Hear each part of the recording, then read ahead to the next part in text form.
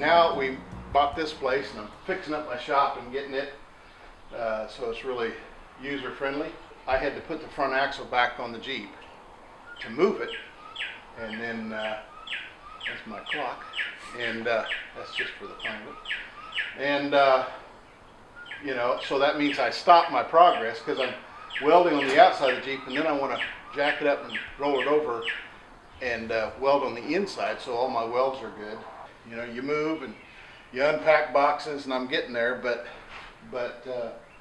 in the process I've got to find all my parts, but I've also got to find all my tools in order to do that. And I'm doing pretty good. Plus, this time we built the shelf. My son helped me, and we sorted the parts. A lot of the parts I had inside the Jeep, and so as we were unloading it and putting on the shelf, I sorted things and labeled things so I know where most of my stuff is. It's encouraging because once I do get started, then I'm going to be able to get around better. I've got easier access to my tools, and of course, once I get things totally put away, I'm going to be able to get after it. I guess the funny thing for me is that in Vietnam I was an infantryman, and I never got to ride in a Jeep the whole time I was in the military. A friend of mine had one, and not only let me ride in it, but then he let me drive it. And so since I got the Jeep, I've got a wire feed welder with argon gas, so I can weld real thin stuff like body metal. And a lot of that I've been learning as I go, and learning, you know, oftentimes when you're welding metal, it will warp on you depending on where you start and where you finish, and sometimes you have to tack it ahead of time and then come back and weld it. So like if you have two pieces of metal putting together, if you start down here and try to start welding, sometimes the metal will warp apart. So when you get down to the other end, it's too wide. So you have to start here, but then you also have to go down here and tack it. And then in the metal, the other thing, the metal wants to do this, and you want to have it nice and straight.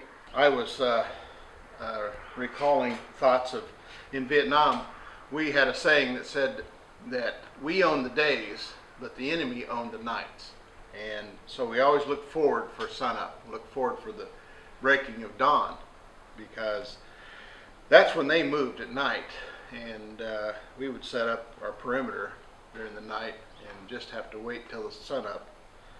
And it was always refreshing to, number one, make it through the night, and number two, when the sun comes up you can see. And that's where I came up with Psalm 130. So I'll read it for you. It says, I wait for the Lord, my soul does wait, and in his word do I hope.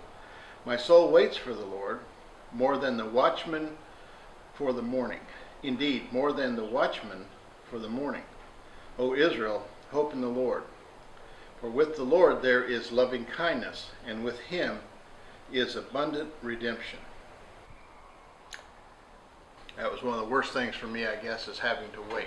But I kind of tying that, you know, again with trying to make progress, working on a Jeep, getting it restored for what I'm doing, and to have to stop on that and pile things up and regroup and move it to a new place. Again, like I said, just having to wait.